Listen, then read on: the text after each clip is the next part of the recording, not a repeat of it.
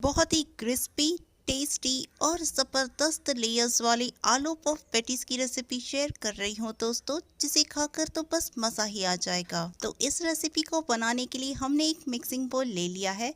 इसके अंदर हम 1.5 कप भर के मैदा डालेंगे। इसी डालने के बाद हम इसके अंदर आधा चम्मच नमक डालेंगे और आधा चम्मच ही इसके अंदर हम अजवाइन को हाथों में क्रश करके इसे डाल देंगे। इसे थोड़ा कलरफुल बनाने के लिए हम इसके अंदर 3/4 चम्मच भर के चिली फ्लेक्स डालेंगे। फिर इसमें थोड़ी सी बीच में जगह बनाकर हम इसके अंदर 3 चम्मच भर के घी डालेंगे। इसे हम थोड़ा सा मेल्ट करेंगे और जैसे ही ये रूम टेम्परेचर पे आ जाएगा तो इसमें ऐड कर देंगे। अब इसे हमें हाथों से अच्छे से मिक्स करना है ताकि घी अच्छे से फैल जाए। और जैसे कि आप देख पा रहे हैं मुट्ठी अच्छे से बन रही है, यानी कि हमने इसमें परफेक्ट मोयन डाला है। अब हम थोड़ा थोड़ा पानी डालकर इसका हम आटा लगा लेंगे। हमें बस ध्यान रखना है कि एक साथ पानी नहीं डालना है, थोड़ा थोड़ा ही पानी का हम यूज करके इसका हम सख्त सा आटा लगाकर तैयार करेंगे। फिर इस आटे को हम लिड लगाकर ढक देंगे और इसे हम रेस्ट करने के लिए साइड पर छोड़ देंगे। तब तक हम इसके लिए स्टफिंग की तैयारी कर लेते हैं। एक पैन के अंदर हम 2 चम्मच भर के तेल डालेंगे और इसके अंदर हम एक मीडियम साइज की प्याज को बारीक कट करके डाल देंगे। फिर जाएगी इसमें 2 कटी हुई हरी मिर्च। इन दोनों को हम अच्छे से सौटे कर लेंगे। जैसे ही प्याज का कलर हल्का सा चेंज हो जाएगा, इस स्टेज पर हम इसके अंदर 1 चम्मच भर की अदरक लहसुन को क्रश करके इसमें डाल देंगे। इसे भी हम 1 मिनट के लिए अच्छे से भून लेंगे। फिर सब्जियों में सबसे पहले डालेंगे हम एक बारीक कटी हुई गाजर। इसी के साथ एक शिमला मिर्च को भी बारीक कट करके डाल देंगे। इसी के साथ जाएगा इसमें 1/4 चम्मच भर के गरम मसाला पाउडर, आधा चम्मच भर के डालेंगे इसमें रेड चिली फ्लेक्स और फिर 2 बड़े उबले आलू को कट करके भी इसमें डाल देंगे। इसे हम एक बार अच्छे से मसालों के साथ भून लेंगे और फिर हम इसके अंदर डालेंगे आधा चम्मच भर के नमक। इसके फ्लेवर को एनहांस करने के लिए हम डालेंगे 1 चम्मच भर के पिज्जा सॉस।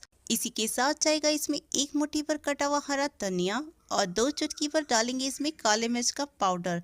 इसे हम अच्छे से एक बार मिक्स कर लेंगे।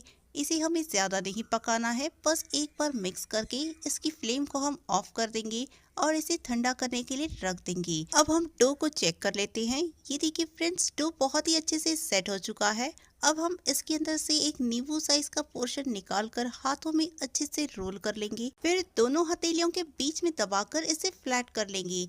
ये पेड़े को अब हम एक काउंटर टेबल पर शिफ्ट कर देंगे। इसके ऊपर हम थोड़ा आटे को भी डस्ट कर देंगे। अब बेलन की मदद से हम इसे बेलते जाएंगे। हमें इसे ज़्यादा मोटा नहीं रखना है, जिस तरह हम रोटी बेलते हैं उसी तरह से हमें इसे बेल लेना है।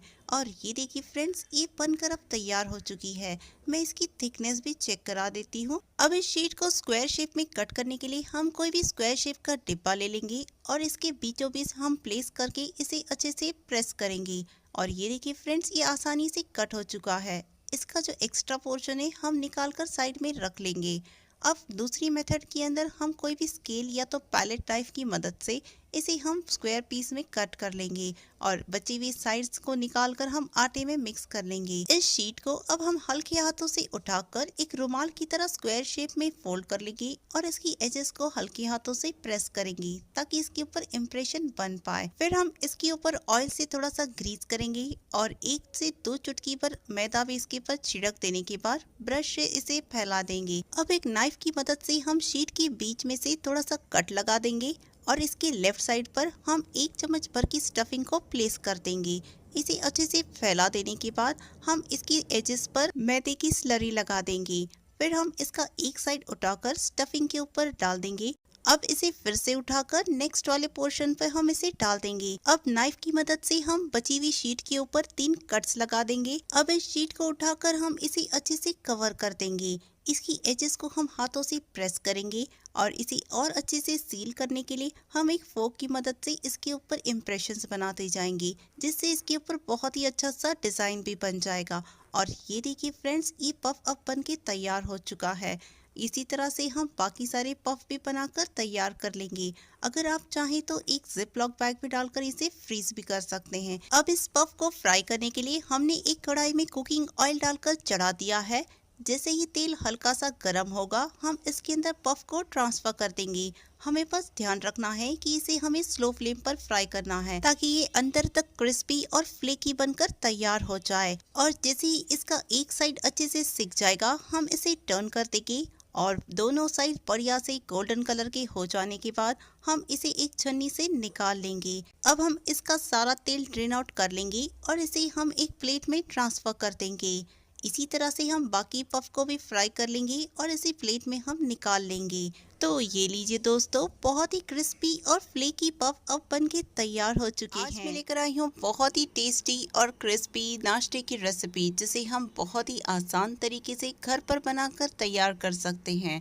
और सबसे खास बात, हमें बाजार से कुछ भी नहीं लाना, घर की बेसिक इंग्रेडिएंट से ये बनकर तैयार हो जाता है। तो इस नाश्ते को बनाने के लिए सबसे पहले हम यहाँ पर 7 से 8 ब्रेड स्लाइसेस को ले लेंगे और फिर हम इसकी एजेस को कट कर लेंगे। यहाँ पर मैं इसे किचन सीजर से कट कर रही हूँ, आप चाहें तो इसे नॉर्मल नाइफ से भी कट कर सकते हैं।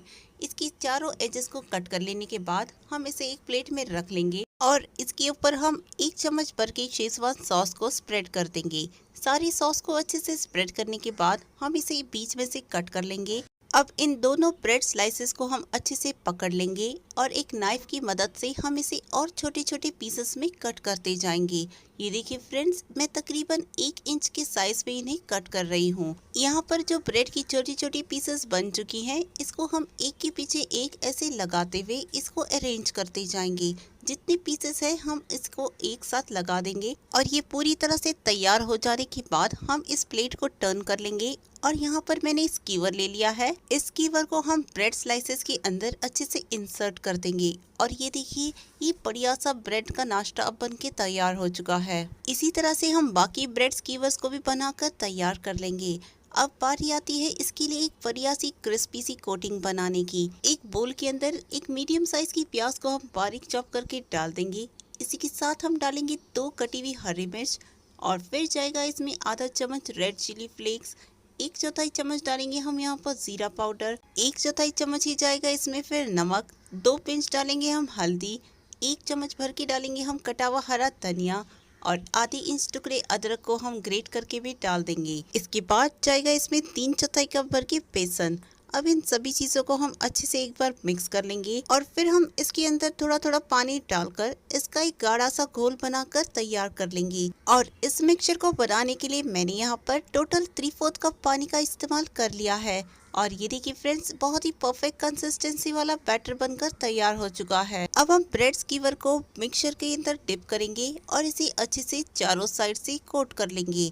इसके बाद हम इसे फ्राई करने के लिए एक कढ़ाई में ट्रांसफर कर देंगे, जिसके अंदर हमने ऑयल को पहले ही गर्म करने चढ़ा दिया था। इसे हमें डीप फ्राई नहीं करना है, थोड़ा सा ही तेल डालकर हम इसे शैलो फ्राई कर लेंगे।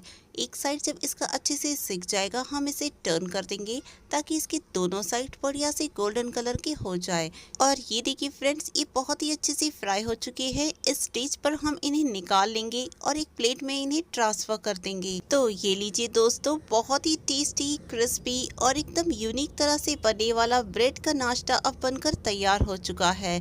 इसे आप चाहे तो ऊपर से मेयोनेज से गार्निश कर सकते हैं, जिससे ये और भी बढ़िया लगता है। तो इस नाश्ते को आप चाहें तो बच्चों के लंच बॉक्स में दे सकते हैं या तो फिर शाम में as a tea time snacks भी इसे बना सकते हैं। ये नाश्ता हर किसी को बहुत ही ज़्यादा पसंद आएगा।